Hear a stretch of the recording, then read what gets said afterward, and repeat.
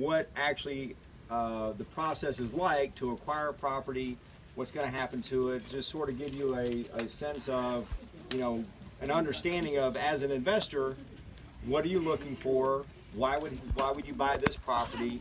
What would you do to it if you got it?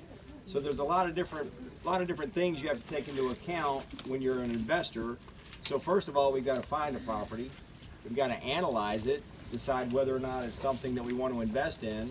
Then we've got to do something with it, and then ultimately we need an exit strategy. We need a way to either recoup our money or start cash flowing or do something with the property over a period of time.